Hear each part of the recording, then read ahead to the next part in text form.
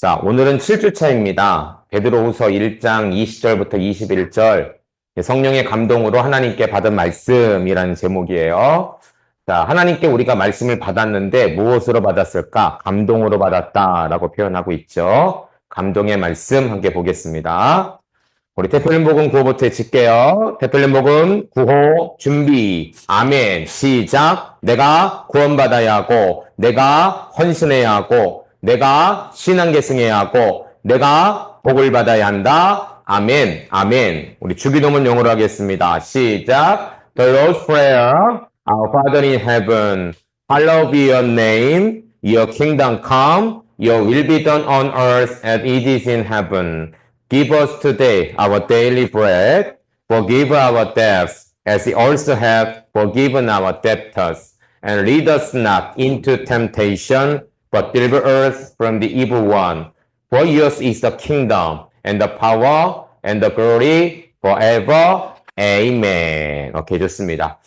민준이 안경 아침에 안 쓰고 온 거 아닌가? 내가 들어올 때 안 쓰고 쓰고 왔어?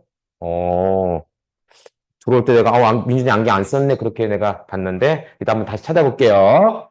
자, 우리 성경 암송 같이 해보겠습니다. 자, 우리 오늘 두 구절의 말씀인데요.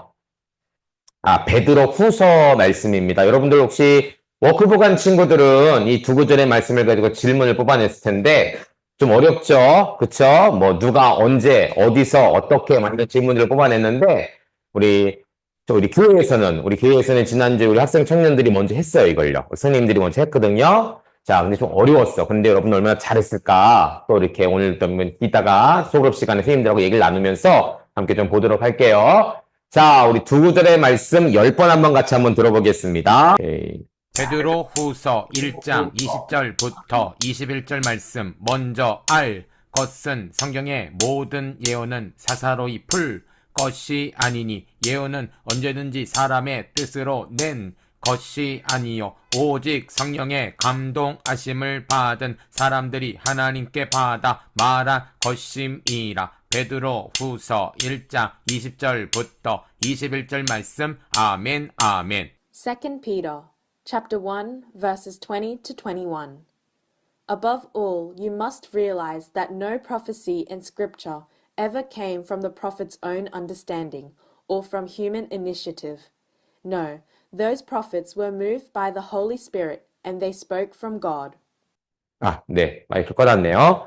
자, 베드로 후서는 second Peter. 그쵸? 전서는 first Peter. 베드로 사도가 왜 전서와 후서를 왜 두 번이나 썼을까? 그럼 전서하고 투서의 차이는 뭘까? 공통점은 뭘까? 우리 이거 한번 생각해 볼 수 있어야 되죠? 자, chapter 1, verses 20 to 21. 20부터 21절까지다 라고 합니다.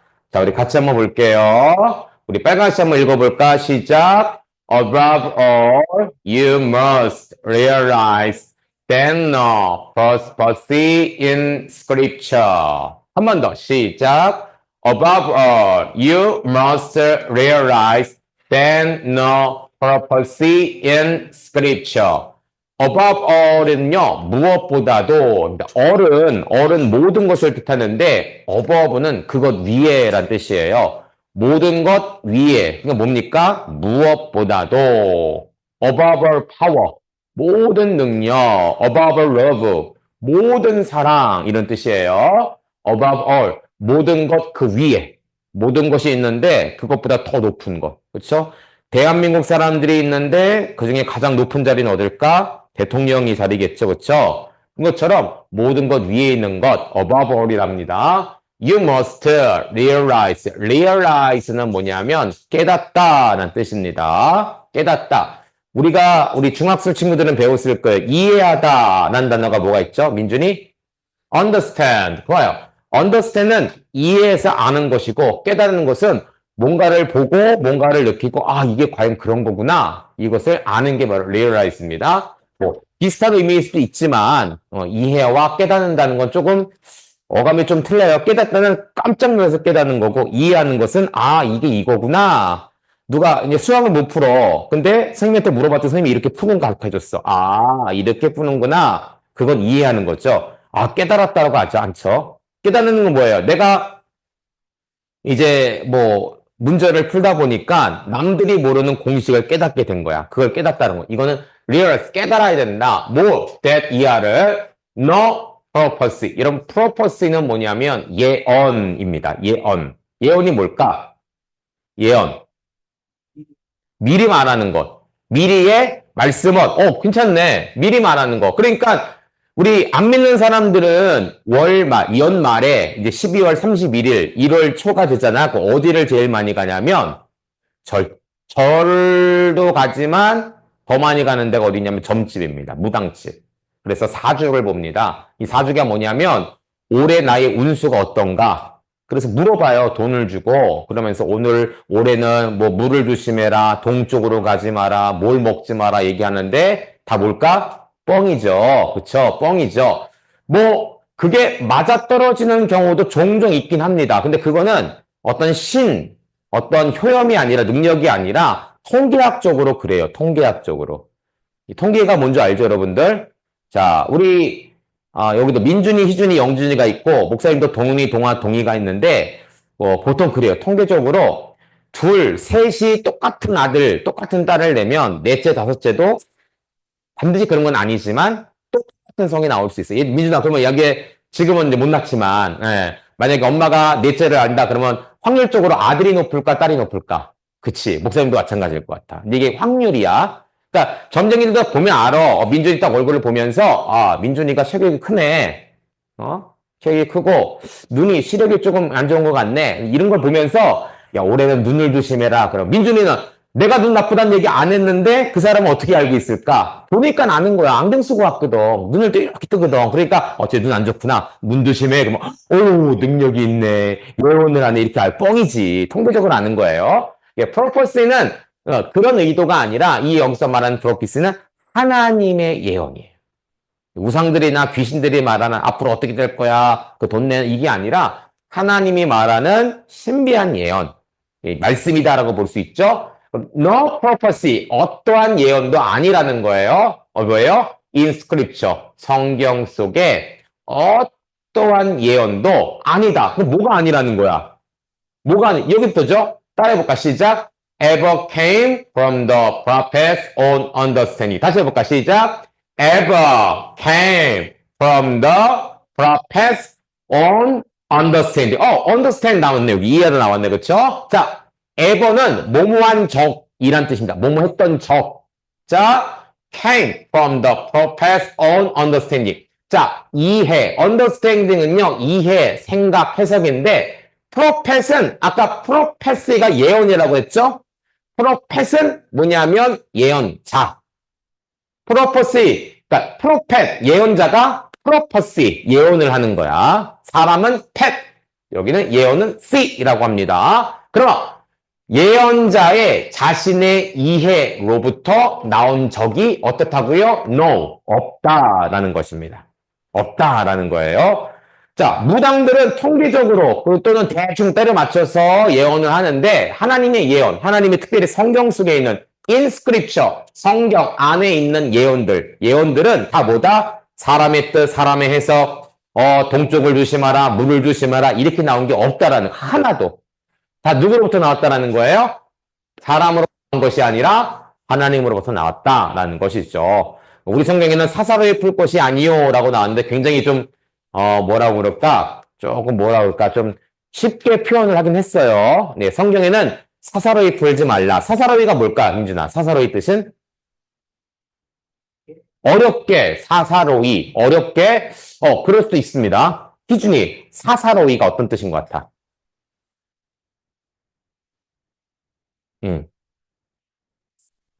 사사로이. 사사로이. 여러분, 여기 볼까? 공적이란 얘기 알아요? 공적? 이 공문이야, 공적이야 라는 뜻을 알아요? 어떤 기관이나 나라에서 이건 공적이야. 공무원이라고 하죠? 그쵸? 공무원. 들어봤어? 나라에 있는 사람 공적. 그러면 공무원이 아는 사람들을 뭐라고 그럴까?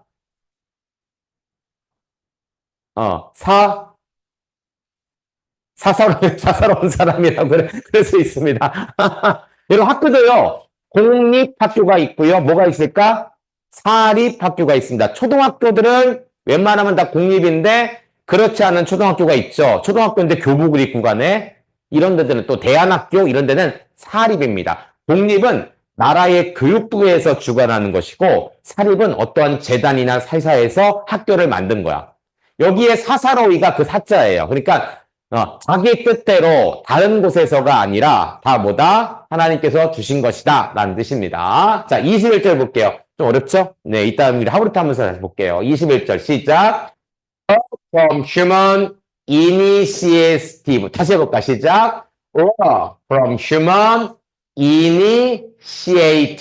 와, 어렵다. initiate. 오늘 initiative라고 하는데, 자, 이게 뭐냐면, 계획이라는 뜻입니다. initiative. 상관없어요. human, 사람의 계획으로부터 온 것이 아니다. 보세요. 예언자 자신의 이해로부터 온 것 아니고, 사람의 계획을 통해서 온 것도 아니다. 내가 오늘 예언서 쓸 거야. 오늘 이런 일이 있을 거야. 작정하고 써야지. 이게 아니라는 거야. 예언은 어떻다고요? 하나님의 감동으로 쓰여진 거. 딱 나오지만 하나님의 감동으로 쓰여진 거야. 사람의 뜻이나 사람의 생각, 예언자의 어떤 철학을 통해서 나온 것이 아니다라는 것이죠. 볼게요. No, 아니다. 아니다. Those prophets, 그 예언자들은 were moved. move는요, 감동받다라는 뜻입니다. 근데 were moved, 감동받다. 무엇을 위해서? By the Holy Spirit, 성령님에 의해서 감동을 받았고, and they spoke from God. 여러분, spoke가 뭘까? 말하다. 말하다가 뭐라고 그래, 우리가? speak. 근데 spoke라고 말한 건 뭐예요? 말했다. 과거야. 그치?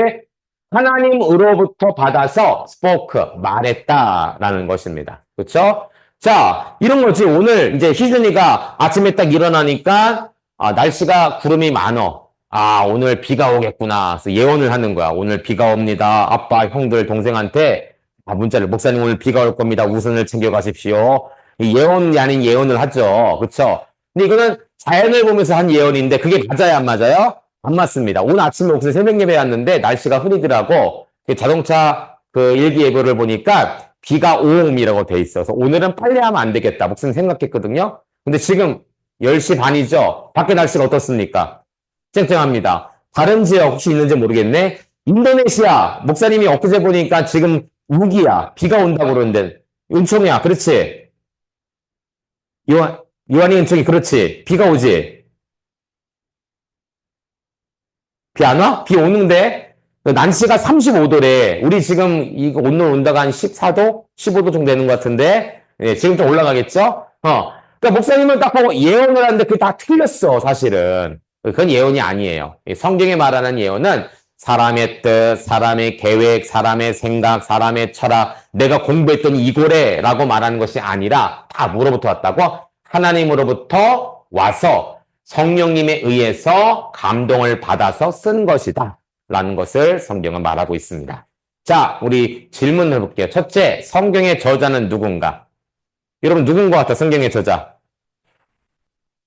베드로. 오늘 베드로는 베드로가 썼으니까 베드로. 누가 있을까?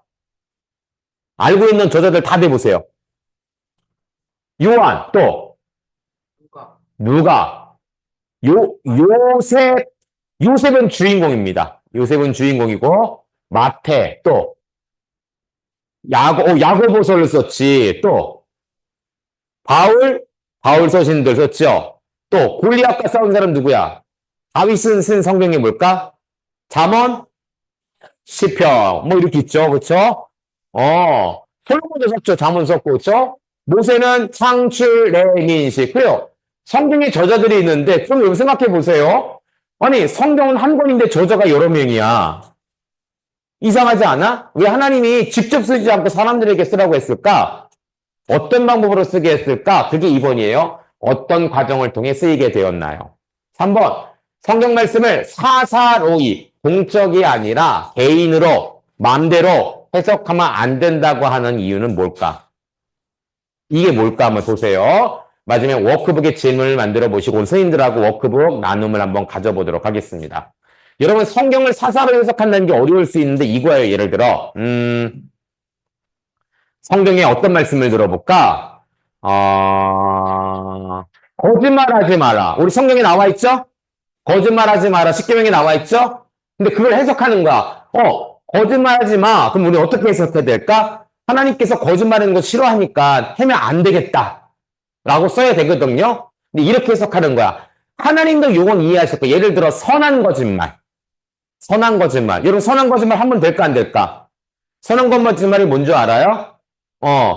이게 이 사람이 마음이 아플까봐, 이 사람이 충격을 받을까봐, 거짓말을 하는 거야. 그럼 그래서 우리가 그냥 봤을 때는, 이 사람 되게 마음이 깊다. 저 사람을 생각하는구나 라고 생각하지만, 이게 다 좋은 것만이 아니거든. 예를 들어 이거예요. 이 사람이, 의사 선생님이 딱 봤는데, 3개월밖에 못 살아. 시한부지. 그죠? 3개월밖에 못 사는데, 의사가 너무 불쌍한 거야. 그래서 거짓말 하는 거. 당신 병 다 났습니다. 나가서 마음대로 사십시오. 마음껏 세상을 즐기십시오. 라고 거짓말을 했어. 선한 거짓말이지. 이 사람은 신나서 나갔거든? 근데 3개월이 지난 다음에 갑자기 생명이 끝난 거야. 그럼 이 사람은 어떨까? 내 마지막을 준비해야 되는데 준비하지 못하고 갑자기 떠나게 된 거야. 의사가 마음이 깊다. 마음을 되게 배려한다라고 생각할 수 있지만 그거 선한 거짓말이죠? 나쁜 거예요, 그거는 사실은. 그러니까 성경을 거짓말하지 마라라고 하면 거짓말하지 말아야 되는데, 이 선한 거짓말 정도는 괜찮을 거야. 그쵸? 살인하지 말라. 하면 돼, 안 돼? 안 됩니다. 그런데 어떡합니까? 성경에 보니까 형제를 미워하는 자. 여기 있지들 다들. 성경에 보니까 형제를 미워하고 형제에게 라가가 뭐냐면 멍청이란 뜻이에요. 형, 누나, 동생들한테 멍청이, 친구들한테 멍청이라고 얘기하는 것 자체가 뭐냐면 살인했다라고 하는 거예요. 우리 살인 다 해봤죠? 영준이 어때? 살인 해봤어? 안 해봤어? 안 해봤어? 사람을 직접 죽이진 않았지만 성경은 미워하고 욕하는 것도 다 살인했다라고 하는 거야. 사살을, 그래, 이거 살인하지 마라. 그래, 살인 나는 칼로 안 찔렀으니까 총으로 안 쐈으니까 됐어. 친구 미워하고 형 욕하는 거 괜찮아. 이 정도는 괜찮아. 남들 다 하는데 이게 사사로운 해석이야. 성경은 하지 마라 그러면 하지 말아야 되는 거야. 그렇죠? 이게 사사로운 해석이다. 이렇게 보면 좋을 것 같습니다. 자, 우리 친구들 모여보도록 하겠습니다. 네. 우리 교실반 친구들 좀 늦게 끝나갖고, 네. 쉬는 시간이 적다고 지금 뭐라고 그러고 있어요. 네. 줄게요. 쉬는 시간. 걱정하지 마세요. 자, 우리 시우를 한번 나가보도록 하겠습니다. 자, 볼게요. 오늘 목사님은 1번과 2번을 같이 한번 좀 보도록 하겠습니다. 오늘 조금 봐야 될 이야기도 있고, 그래서 오늘 목사님과 같이 좀 보도록 하겠습니다. 자, 영준이, 동의 앉고. 네, 좋습니다. 자, 1번과 2번 같이 한번 보도록 할게요. 목사님 방에서 스피커를 켜놔갖고 지금 내 소리가 들리는구나. 자, 1번과 2번입니다. 성경의 저자는 누구인가? 이거 어려운 질문입니다. 여러분들 성경의 저자 그러면 영준이 베드로 오늘 베드로 후서니까 그치? 또 아까 얘기했죠? 베드로 전서 마태 누가 맞아요. 이러한 여러 명의 사람들이 저자인데 그런데 목사님 조에서는 가장 높은 학년 우리 중3, 중2 우리 누나들과 같이 했는데 성경의 저자가 누구냐 그랬더니 다 하나같이 뭐라고 말하냐면 하나님이라고 말합니다. 그럼 여기서 헷갈리는 거지? 마태복음은 마태가 썼는데 왜 하나님이 썼다고 했을까? 하나님이 마태에게 뜻을 전해줬다. 그래요. 우리가 이렇게 알고 있습니다. 이거를 조금 구체화해서 한번 보도록 할게요. 성경의 저자 보겠습니다. 성경은 총 66권으로 되어 있습니다. 그 중에 창세기는 39권. 빨리 세봐. 30권 맞는지. 맞아요? 아닌데요. 아니야? 하나, 둘, 셋, 넷, 다, 일곱, 여덟. 하나, 둘, 셋, 넷. 8에 30, 맞네, 그치? 하기 하면 되면 5 곱하기 3. 오, 좋아요. 자, 39권. 신약은 몇 권?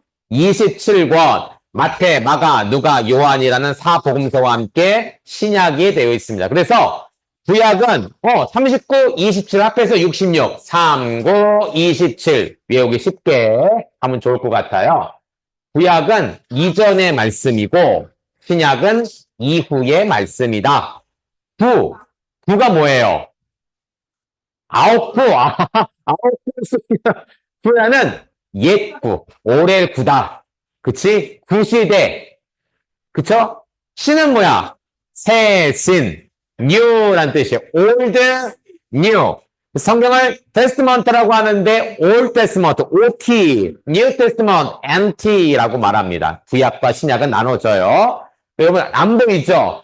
구약을 표현하니까 이렇게 볼게요. 자, 구약인데 좀 보이죠? 구약은 율법서, 역사서, 시가서, 예언서로 나뉩니다. 이거 성경 상식을 알아두면 좋아요. 자, 구약이 여러 개 39권이 있는데 39를 나누니까 이렇게 된 거예요. 율법서는 뭐냐면 성경에 법이 기록되어 있습니다. 잠깐만 용준아. 법이 기록되어 있는 게 창출, 레민, 신이고요. 역사서가 있습니다. 우리나라도 역사서가 있죠. 어떤 역사서가 있지? 동의보감. 동의보감 하면 역사서 일스보다는 좀 의학서지. 예를 들어 이거죠. 조선실록. 그죠? 삼국사기. 이런 게 역사서죠. 성경도 역사를 적은 또는 왕의 기록을 적은 이야기들이 있습니다. 여호수아, 사사기, 룻기, 사무엘상하, 열왕기상하, 역대상하, 느헤미야, 에스더 이런 역사서가 있고요. 시가서는 욥기, 시편, 잠언, 전도서처럼 시의 형식으로 된 게 있어요. 그리고 예언서가 있습니다. 오늘 우리가 프로페시 배웠죠? 예언서예요. 대선지서, 굉장히 큰 분량을 차지하고 있는 예언서가 있는가 하면 굉장히 작은 분량, 2장짜리, 3장짜리로 되어 있는 소선지서가 있습니다. 이게 구약의 전체예요. 그러면 신약은 어떻게 됐을까? 신약도 비슷합니다. 복음서가 있어요. 복음서가 뭐가 있을까? 오케이? 역사서가 있어. 신약에도 역사서가 있네. 그런데 여기는 신약에서는 왕들의 기록이 아니라 사도들, 예수님의 제자 사도들이 어떻게 길을 갔는가라고 적은 역사서가 있습니다. 사도행전이에요. 자, 서신서가 있습니다. 여러분 서신서가 뭘까?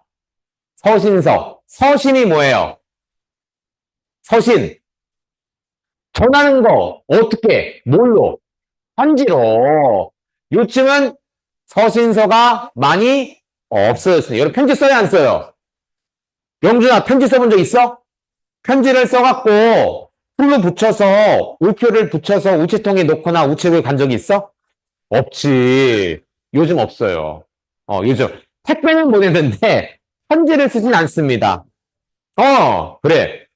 요즘 뭘로 합니까? 카톡이나 문자로 하죠. 옛날에는 전화도 있었고 전화 다음에 이메일이 있었어요. 근데 이메일 요즘 잘 안 쓰더라고. 왜냐하면 불편해. 이메일 주소 넣고 글 쓰고 불편해. 핸드폰으로 따다닥 틱 보내면 되거든? 그치? 근데 옛날엔 그게 없었기 때문에 서신서가 있는데 서신서는 크게 두 개로 나눕니다. 바울 서신. 왜 그랬을까? 바울이 썼기 때문이다. 공동서신. 다 같이 썼어. 저자가 썼는데 그중에 히브리서 저자를 잘 모릅니다. 야고보서. 야고보. 예수님의 동생 야고보가 썼어요. 베드로 전후. 베드로가 썼습니다. 요한 1, 2, 3서. 요한이 썼습니다. 유다서. 유다가 썼습니다. 그래서 공동서신서라고 하고요. 마지막 요한계시록. 여기도 프로페시, 예언이 나옵니다. 예언서, 마지막 날 있을 일들에 대한 예언서가 나옵니다. 신약과 구약은 이렇게 구성이 되어 있다라고 볼 수가 있어요. 그쵸? 자, 그러면 이런 질문을 할 수 있지. 목사님이 성경이 저자가 여러 명이라면 그 사람들을 다 믿을 수가 있을까? 믿을 수 있을까? 아니요? 그 성경을 못 믿어요? 잘 모르겠어? 아니, 성경의 저자가 여러 명인데, 그러면 그 사람 다 믿을 수가 있어. 아니, 한 사람이라도 좀 삐뚤었을 수도 있잖아. 그쵸? 다 믿을 수가 있을까? 라는 질문을 할 수가 있습니다. 자, 여러분 볼게요, 여기. 어떤 책에서 이렇게 된 내용이 나와 있어요. 자, 성경은 1600년간 40명이 동원되어 기록이 되었다라고 합니다. 성경의 역사는 몇 년이라고요? 1600년. 40명. 이 40명 중에 아까 여러분들이 얘기한 마태, 누가, 바울, 모세 다 들어가겠죠? 그쵸? 그치. 모르는 사람도 있습니다. 예를 들어, 40명 가운데는 히브리서 같은 경우는 저자를 잘 몰라요. 그리고 지금 나와 있는 성경도 우리가 추정할 뿐이지 확실히 그 사람이 썼다라고 말할 수는 없습니다. 그러나 성경학자들이 보기에 한 40명 정도가 썼을 것이다 라고 기록을 합니다. 자, 볼게요. 그러나 이들이 한 자리에 앉아서 자, 우리 성경 씁시다. 오늘 여기 영준이, 희준이, 민준이, 동이 앉아있네. 자, 우리 오늘 성경 쓰는 거야. 자, 머리를 맞대서 한번 얘기해보자. 화부로타 해보자. 라고 한 적이 있어요? 없어요? 없습니다. 없어요.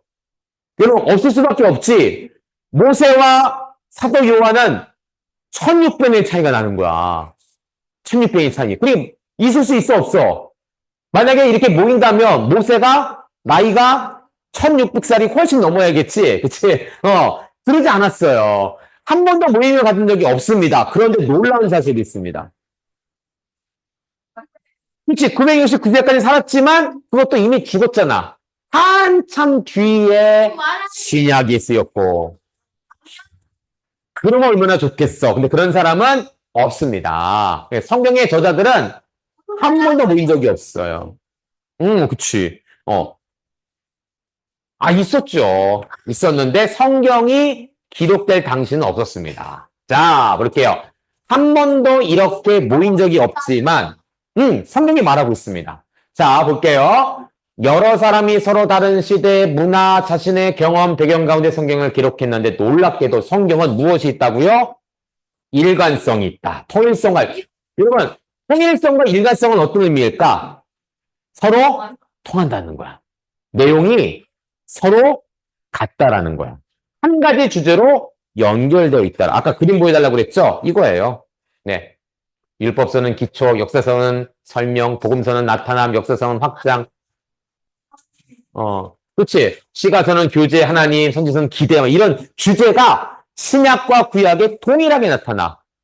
아까 구약의 예언서가 굉장히 많았죠. 그런데 그 예언서 다 동일하게 같은 이야기를 하고 있는 거예요.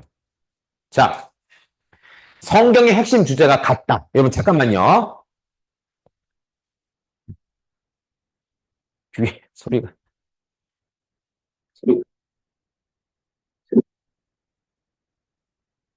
자, 목사님이 하부럽 타면서 뒤 방에 스피커를 껐더니 뒤에서 내가 또 얘기를 뒤에서 계속하고 있는 거야. 다시 껐습니다. 안 들리네, 이제. 그쵸? 자, 40명이 1600년 동안 서신서, 이 성경을 썼는데 한 번도 그 사람들이 모인 적이 없어. 우리 이런 주제로 쓰자. 이런 형식으로 쓰자라고 모인 적이 없는데 놀라운 것은 성경의 핵심 주제가 어떻다고요? 같다라는 거야. 뭘로 같습니까? 예수와 복음이다.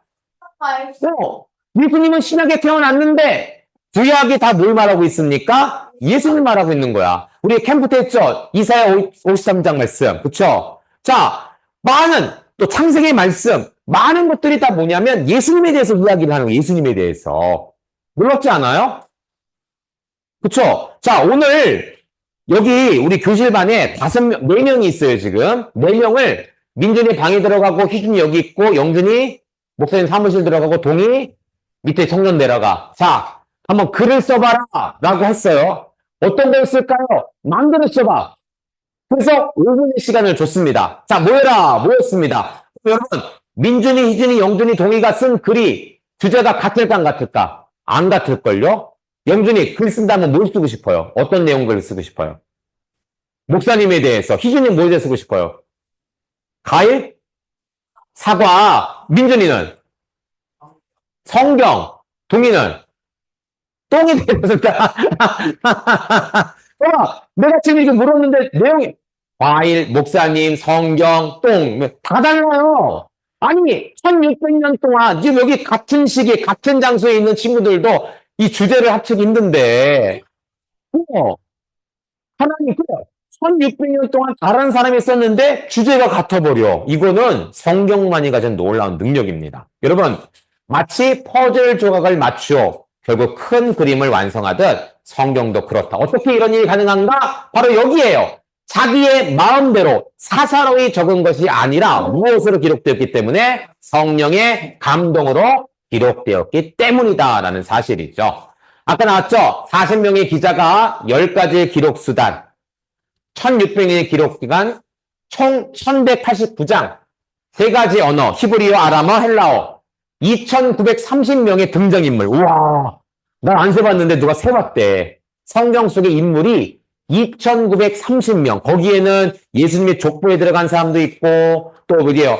모세오경에 나오는 지파의 사람들, 엄청나게 많은 사람들. 라합의 이야기, 뭐 아삽, 뭐 술람미 여인, 라면? 라면도 있어요? 어쨌든 간에 수많은 등장인물, 66건 모든 주제, 1551개의 지명, 나라, 땅, 지역의 이름이 적혀 있는데, 이렇게 다양한 방법으로 다양한 사람들이 오랜 시간 동안 쓰였음에도 불구하고 성경이 한 가지 주제, 예수님에 대해서 말하고 있다는 것은 분명히 이것은 사람의 힘이 아닌 하나님의 힘으로 쓰여졌다라고 볼 수가 있는 것입니다. 그래서 오늘 성경은 뭐라고 합니까? 성령의 감동하심을 받은 사람들이 하나님께 받아 말하는 것이라. 그래서 아까 이게 처음 들어갑니다. 성령의 주자는 누구냐? 마태, 베드로, 요한. 좋아요. 다 그 사람 썼습니다. 그러나 그 사람들이 내가 이렇게 써야지 라고 쓴 것이 아니라 다 뭐예요? 일단은 성령의 감동. 두 번째는 뭡니까? 하나님께 받아서 말하는 것이다. 내가 예수님을 이렇게 쓰고 싶어. 예수님은 이 세상에 오셔서 많은 사람들을 위해 희생하시고 사랑하시고 결국에는 이 땅에서 정말 이쁜 여자와 만나서 결혼하셨고 아기를 낳았어요. 이거 맞아 틀려? 틀리지. 그런데 그렇게 쓴 사람들이 있다라는 거야. 그렇게. 이거는 성령의 감동도 아니고 하나님께 받은 것도 아닌 거예요. 세상에는 이런 사람들이 있다. 그래서 오늘 사도 베드로는 성경을 사사로이 풀지 말라. 마음대로 쓰지 마.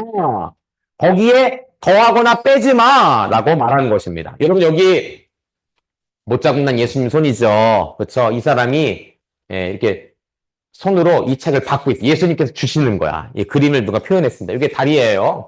그림이 나도 한참 했는데 이게 다리고 이게 손이야. 위에서 찍은 거야. 누가 나에게 책을 주고 내가 받는 모습이야. 왜 이걸 했냐면 진짜 이렇게 했다라는 건 아니지만 하나님의 말씀, 요한복음 3장 16절 말씀, 오늘 본문 말씀, 베드로서 1장 20절 말씀이죠.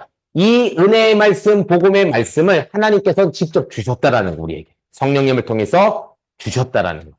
또 주신 것을 받아서 말하는 것이 바로 예언이다라는 것이죠. 자, 여러분, 오늘 이게 뭐 말씀은 넘어가도록 할게요. 모든 성경은 예수님께 초점이 맞춰져 있다. 이 사실을 꼭 잊지 않았으면 좋겠습니다. 그래서 여러분들, 오늘 그 목사님, 이게 성경을 사사로이 풀어 해석하고 그 성경을 기록하는 사람들에게만 필요한 것입니까? 라고 보는데 그게 아니에요. 오늘 이 성경을 읽고 하부르트하는 친구들에게도 마찬가지야. 자, 그런 질문을 했기 때문에 오늘 5분 추가하겠습니다. 자, 네, 대답을 잘하면 다시 빼주겠습니다. 알았죠? 자, 다시 볼게요. 자, 하나님 말씀을 읽고 하부르트 하는 때도 필요해요. 목사님이 하부르트 하다 보니까 어떤 분이 그런 질문을 했었어. 목사님, 이거 하부르트 하다가 애들이 잘못된 해석을 하면 어떡합니까? 목사님한테 먼저 설교를 듣고 그 말씀을 가지고 하부르트를 해야지. 아니, 성경만 암송하고 그 말씀을 가지고 하부르트 한다면 나중에 설교를 들으면 어떡합니까? 라는 질문을 받은 적이 있어요. 물론 그렇게 해도 됩니다. 자, 목사님 오늘 시오로 먼저 할게. 이건 이거야. 성경은 이렇게 기록된 거고 하나님 감동 이렇게 된 거야. 성경은 하나님의 감동으로 쓰여진 거야. 라고 설교를 했어요. 자, 그리고 하부르트 합니다. 자, 민종이 하나님의 말씀 어떻게 기록되었을까? 누가 기록했을까? 그러면 누가 말한 걸 그대로 말할까? 목사님이 말한 걸 그대로 말하는 거야. 물론 이것도 괜찮은 방법이에요. 그러나 우리가 하부르트는 의미가 없어. 왜? 내가 말한 거 그대로 쓰면 되거든. 목사님이 말한 거 그대로 이야기하면 되거든. 그 의미가 없는 거야. 그럼 우리는 성경을 보고 그 말씀을 가지고 먼저 한번 생각해 보는 거야. 얘기합니다. 애들이 잘못된 해석을 하면 어떡할까요? 여러분, 잘못된 해석을 할 수 없습니다, 여러분들. 왜냐하면 어려서부터 말씀을 배워왔기 때문에. 그리고 하브루타가 누구랑 하는 거야, 지금? 선생님들하고 하고 있죠? 친구들하고 하고 있죠? 잘못된 것에 대해서 이야기해줬다. 민준이 얘기하는 거. 민준이가 오늘 말씀을 읽다 보니까요, 성경은 사사로이 풀면 안 된다고 했어요. 그래서 성경을 난 안 읽을래요. 왜? 사사로이 풀지 말라고 했는데 잘못하면 안 되잖아요. 나 그러면 아예 성경 안 읽을래요. 결론을 내려버렸네? 이거 잘못된 거지. 그러면 어때요? 목사님이 민준아, 그게 아니란다. 라고 잡아줍니다. 이게 어디서 일어나는 거예요? 하브루타 안에서 일어나는 거예요. 그래서 하브루타가 필요한 이유가 바로 이것입니다. 여러분 잘못 해석할 수가 없어요. 왜냐하면 그렇게 깊게 말씀을 보는 친구들이 더 많아야 되겠지만 아직은 그게 아니거든. 여러분들 우리가 하나님 말씀을 먼저 보고 그 말씀을 가지고 상상력을 하는 거야. 어떤 말씀일까? 어떤 의미일까? 같이 이야기하세요. 그러면 그 중에 선생님이라든지 형 누나들이 바로잡을 때가 있어. 그럼 그것을 어떻게 합니까? 수용하는 거죠. 받아들이는 것이죠. 자, 그래서 우리가 중요한 게 뭐냐면 이게 IBS 오늘 거죠. 오늘 거. 그쵸? 베드로서 말씀. 가장 먼저 뭘 합니까? 기도. 영준아 잠깐만. 기도를 하는 이유가 바로 그거예요. 제일 먼저 뭐 합니까? 기도. 왜 그래요? 성령의 감동하심 때문에 그래요. 감동하심 때문에. 우리가 기도를 제일 먼저 하는 이유는 성령의 감동. 말씀을 보면서 하나님 이 말씀을 보고 내게 감동을 주세요. 깨닫게 해주세요. 알게 해주세요. 기억나게 해주세요. 라고 한듯이 기도를 하고 그 다음에 말씀을 봐야 된다는 거예요. 자, 세 번째입니다. 성경 말씀을 사사로이 해석하면 안 되는 이유가 무엇인가? 자, 오늘 20절 말씀이 좀 중요합니다. 20절. 먼저 할 것은 성경의 모든 예언은 사사로이 풀 것이 아니. 그럼 여러분 이렇게 생각해 보세요. 사사로이 풀지 말라라고 얘기한 거는 이 안에 베드로가 보낸 교회들 안에 성경을 사사로이 푼 사람이 있었다라는 거 없었다라는 거야. 있었다라는 거야. 없었으면 이런 얘기 안 합니다. 근데 있었기 때문에 이야기를 하는 거예요. 자, 베드로 후서의 배경에 대해서 잠깐 얘기해 봅니다. 여러분, 아까 얘기했죠. 베드로 전서와 후서가 있다. 전서는 왜 기록했냐면, 자, 큰 박해 때문에 본도, 갈라디아, 갑바도기아, 아시아와 비두니아에 흩어진 나그네 성도들입니다. 동의.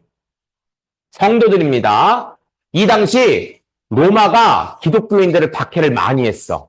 그래서 살 수가 없어서 도망을 나왔습니다. 지역을 떠나게 되었어. 이런 사람들을 뭐라고 하냐면 디아스포라라고 합니다. 디아스포라.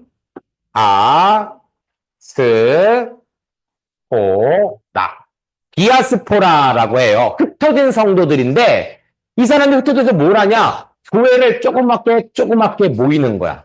거기서 예수님께 말씀을 받은 말씀, 또 사도들이 찾아가서 말씀을 전하면 그 말씀을 가지고 예배를 드립니다.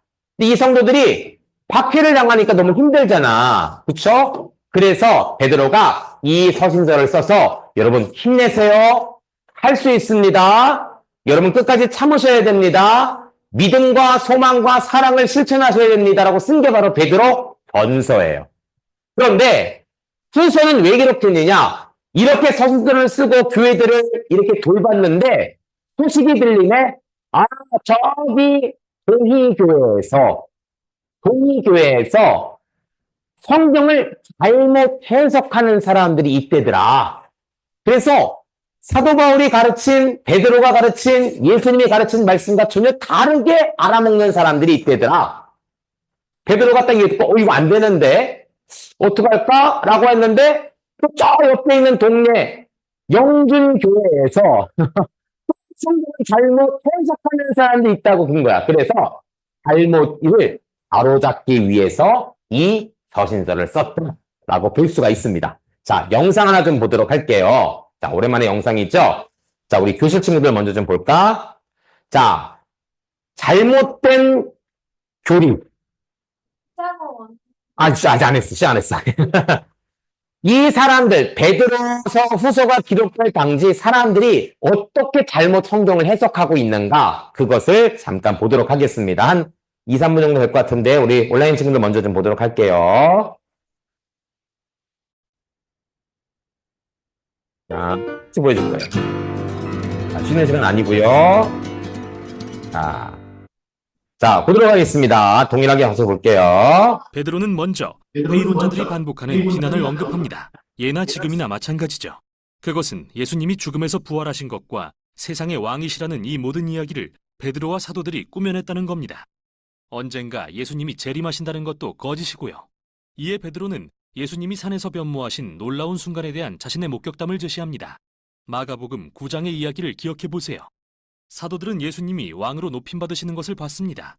그리고 그분의 부활은 그분이 왕으로 살아계시며 언젠가 이 세상을 구하러 다시 오실 것을 의미합니다. 따라서 미래에 예수님이 재림하셔서 하나님의 나라가 임하면 고대의 모든 말씀이 가리켜온 약속이 성취될 것입니다. 구약의 선지자들이 했던 예언들은 허구의 환상이 아닙니다. 오히려 인간을 통해 하신 말씀과 인간이 되신 예수님을 통해서 하나님은 우리에게 친히 말씀하십니다. 다음으로 베드로는 교회 안의 거짓 교사들이 가하는 위협에 대해 언급하면서 그들이 제기하는 반박에 초점을 맞춥니다.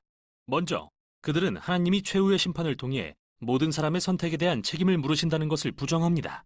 그리고 이것을 구실 삼아 돈과 성에 관한 예수님의 가르침을 무시하고 교회로부터 엄청난 이익을 취하며 말할 것도 없이 성적으로 문란한 생활을 했습니다. 그러나 베드로는 독자들에게 공의의 하나님께서 반역한 자들을 심판하실 수 있고 심판하실 것임을 상기시키죠. 그는 하나님이 심판하셨던 세 가지 전례를 떠올립니다. 첫째는 창세기 6장에 나오는 하나님의 아들들의 이야기로서 당시 유명한 유대 문헌인 에녹 1서에 해석되어 있는데요. 이에 따르면 하나님의 아들들은 금기를 어기고 여인들과 동침해 하나님의 심판을 받은 반역한 천사들입니다. 이어서 베드로는 고대의 홍수 이야기 그리고 소돔과 고모라 이야기를 꺼냅니다. 각 이야기에서 반역은 모두 하나님의 심판으로 이어졌습니다.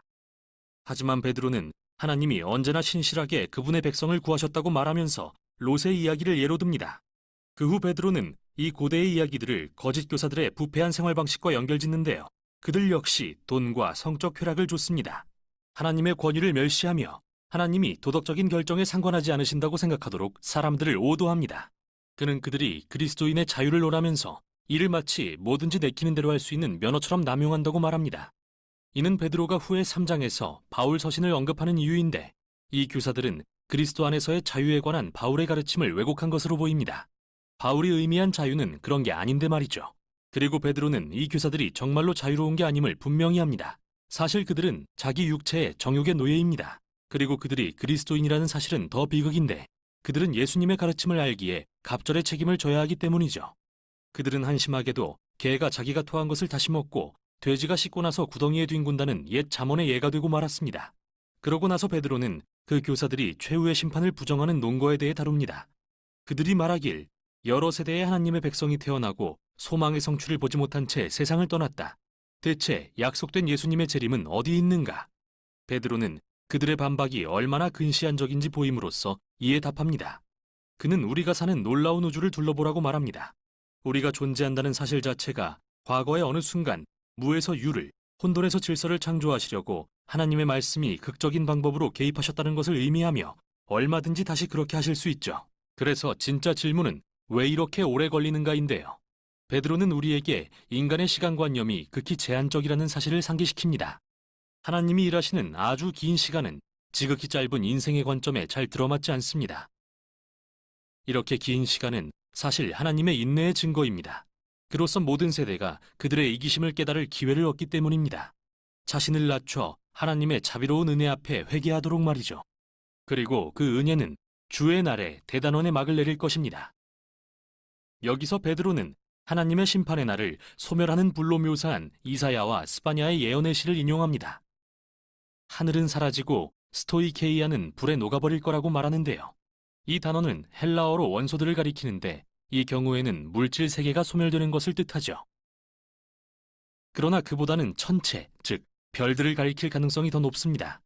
그게 바로 베드로가 이사야 34장에서 인용한 이 단어의 의미이며 그 경우에 이 구절은 말하자면 모든 것을 보시는 하나님 앞에서 하늘이 벗겨진다는 은유적 표현이며 이것이 바로 베드로가 주의 날이 세상에 임하면 세상의 모든 일이 드러날 것이라고 말하는 이유입니다. 하나님의 불같은 심판의 궁극적인 목적은 물질 세계를 폐하는 게 아니라 도리어 악과 불의를 드러내 제거하시는 것입니다. 새 하늘과 새 땅이 도래하게 하시려고 말이죠. 그곳은 의가 편만하고 하나님의 사랑으로 충만하며 하나님을 알고 사랑하며 이웃을 자신과 같이 사랑하는 사람들이 가득한 곳입니다. 오케이. 자, 한번 봤죠? 좀 어려운 말도 있는데 오늘 잠깐 설명해 볼게요. 여기 목사님 왜 이것을 따로 떼서 봤냐면, 얘기하잖아. 사사로이 풀지 말라고 했는데, 그럼 어떻게 풀었길래 사사로이 풀었다고 했을까? 개인적으로 자기 생각으로 풀었다고 했을까에 대해서 요 한번 그려. 요 굉장히 잘 그리죠? 이분들, 그쵸? 전 세계적으로, 전 세계 언어로 이게 다 나와 있습니다. 그래서 여러분, 혹시 찾는 친구들은 바이블 프로젝트라는 어플 혹은 홈페이지 들어가면 성경의 여러 권들을 이렇게 성경 볼 수가 있어요. 자, 잠깐 볼게요. 이 베드로서 전체를 목사님이 따로 한번 떼어봤습니다. 아까 나온 요 부분, 요 부분, 요 부분이죠. 자, 첫째는 뭐냐면, 자, 확대가 되나? 됐다. 요거다. 자, 성경은 사도들이 꾸며낸 이야기다라고 표현합니다. 이게 이제 사사로이 푼 거야. 야, 이거 아니야. 이거 분명히 사도들이 거짓말 하려고 돈 뜯어내려고 한 거야 라고 했는데 베드로는 뭐라고 말하냐면 내가 예수님께서 부활하시고 구름 타고 올라가시는 왕의 예수 내가 보았다. 꾸며낸 게 아니라 사실이다 라고 반박을 하고 있는 게 바로 첫 번째 반박이었어요. 두 번째는 뭐냐면 심판이라는 게 없다. 심판이 없으니까 어때요? 내 마음대로 살아도 돼. 그냥 돈, 여자, 뭐 술, 여기에 빠져. 왜? 난 안 죽으니까, 심판 안 받으니까, 이 잘못된 해석이에요. 성경에는 여러분, 심판이 없다고 한 적이 없습니다. 지난주에 말씀드렸죠? 지옥은 없다. 어떤 목사님이 그런 설을 썼다고. 잘못된 거예요. 지옥은 있습니다. 그래서 이 베드로가 홍수의 이야기, 소돔과 고모라의 이야기, 하나님의 아들들이 세상 여자들과 결혼하면서 무너졌던 이러한 이야기를 가지고 하나님은 심판하는 하나님이다. 심판은 있다. 그러니까 뭐예요? 심판을 늘 생각하면서 오늘 제대로 살라고 하는 거야. 이렇게 여자, 돈, 세상의 오락에 빠지지 말고 제대로 살아라. 세 번째, 아니 지금까지 수많은 사람들이 오고 갔는데 그거 언제 온다는 거야? 예수님 오시긴 오는 거야? 예수님 안 오시는 거 아니야? 왜 이렇게 시간이 오래 걸려? 라고 잘못된 해석을 하는데 베드로는 뭐라고 말하냐면 이거 어려운 말인데 한마디 표현하겠습니다. 자, 우리가 생각하는 1시간과 하나님이 생각하는 1시간은 다르다라는 거예요. 우리가 생각하는 시간, 우리는 짧게 대충 얼마 정도 살지? 우리 인생이 대략 80년 되지? 좀 더 살면?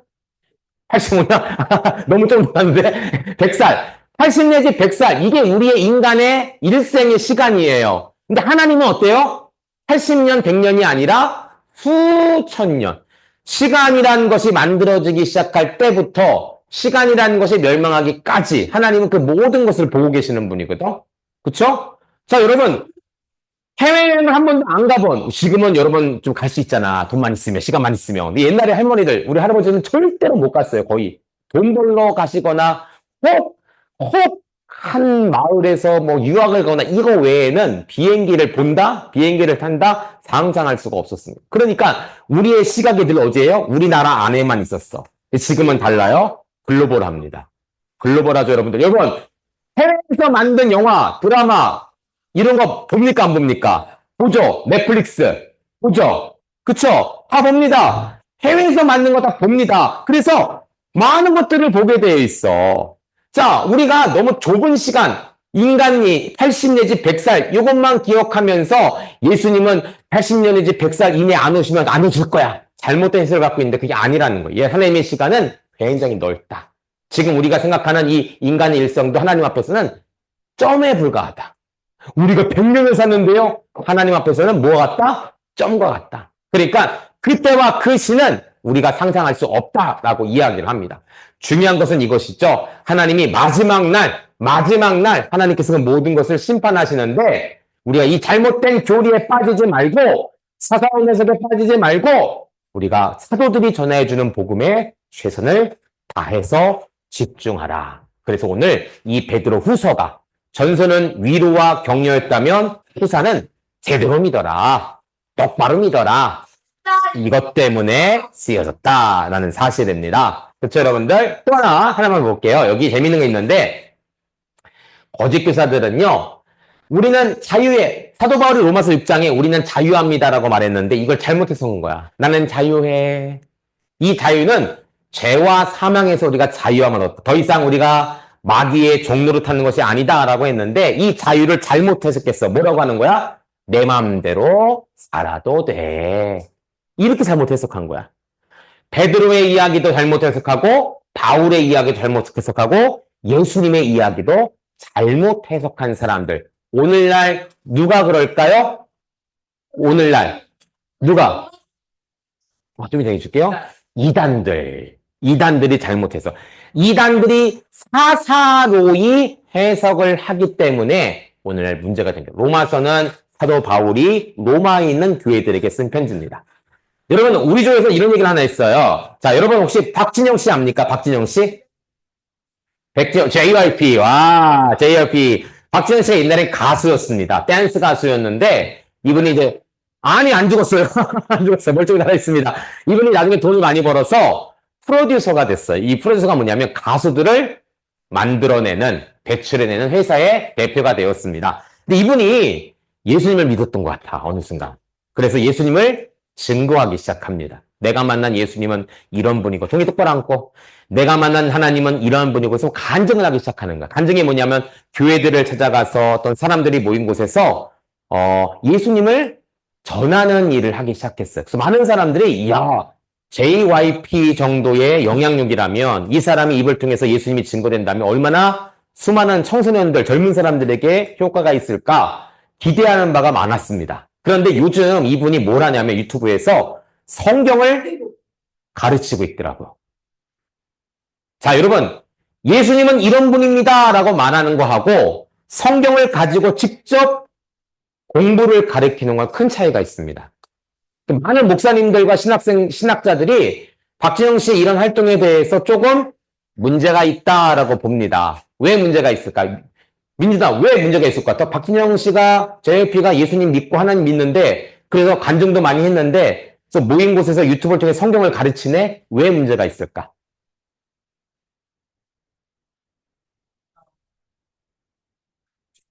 그건 다르죠. 가르치는 것과 간증은 다르다. 자, 중요한 사실이 있습니다. 뭐냐면 박진영 씨는 신학 공부를 했을까 안 했을까? 안 했습니다. 그냥 내가 만난 예수님이 좋아서 예수님을 증거하다 보니까 사람들이 모이고 거기서 성경을, 자기가 깨달은 성경을 가르치고 있어요. 그게 다 잘못됐다는 얘기는 아니에요. 목사님 몇 개 들어봤거든? 다 잘못된 건 아니야. 그러나 조금 위험성 있는 부분이 있어요. 왜 그러냐면 신학이라는 어떠한 기준을 배우지 않고 성경을 해석하기 때문에 잘못하면 사사로운 해석이 될 수 있다. 그래서 많은 목사님들이 조언을 하고 있어요. 그러지 마시고 신학을 하십시오. 하신 다음에 가르치십시오. 그게 아니라면 성경은 가르치지 말고 예수님의 복음만 증거하십시오. 라고 많이 권면을 하고 있는 것 같아요. 여러분 중요합니다. 사사로운 해석은 내 개인의 생각이고 내 개인의 생각은 잘못된 해석을 가져올 수 있고 잘못된 해석을 가져오면 결국은 어떻습니까? 잘못된 예수님을 따르는 자들이 있다라는 거예요. 이단들이 그런 거예요. 이단들이 잘못된 해석을 하다 보니까 그 사람을 따르는 많은 사람들이 잘못된 해석을 그대로 믿는 거야. 여러분 우리는 이 말씀을 잘 해석해야 돼요. 잘 들어야 돼요. 그리고 잘 적용해야 돼요. 그래서 오늘 우리가 이 성경의 진리를 한번 같이 읽어볼까? 시작! 우리는 성령의 감동으로 말씀을 읽고 암송해야 한다. 아, 이 성경 내가 알아. 내 맘대로 내 뜻대로 하면 돼. 아닙니다. 성령의 감동으로 말씀을 읽고 암송해야 한다. 여러분, 이 성경의 진리를 잘 기억해서 이번 한 주도 예습을 잘하고 말씀도 잘 암송하는 친구들 꼭 되었으면 좋겠습니다.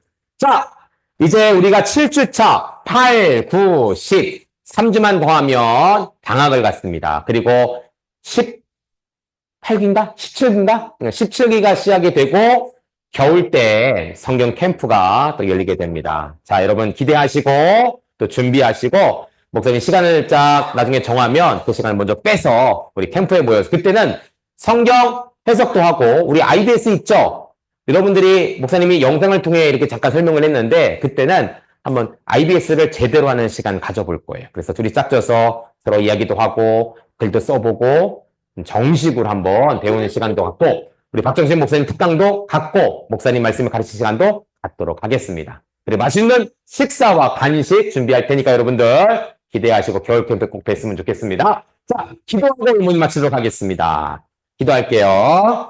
하나님 감사합니다. 오늘 하나님 말씀에 대해서 배웠는데 성경은 사사로이 풀지 말라라고 그렇게 이야기합니다. 혹시 우리가 성경을 보고 질문들을 적고 답변들을 적는데 하나님의 감동이 없다면 나도 사사로이 성경을 풀 수밖에 없을 것입니다. 그래서 우리가 이 IBS에 항상 기도를 하는 것입니다. 짧지만 하나님의 도우심을 구하며 우리의 눈을 열어 말씀을 보게 해달라고 간절히 구할 때에 우리의 기도를 들어주시고 하부르트 할 때 정말 하나님께서 우리에게 주시고자 하시는 음성이 무엇인지를 성경을 통해 보고 깨달을 수 있도록 인도하여 주시옵소서.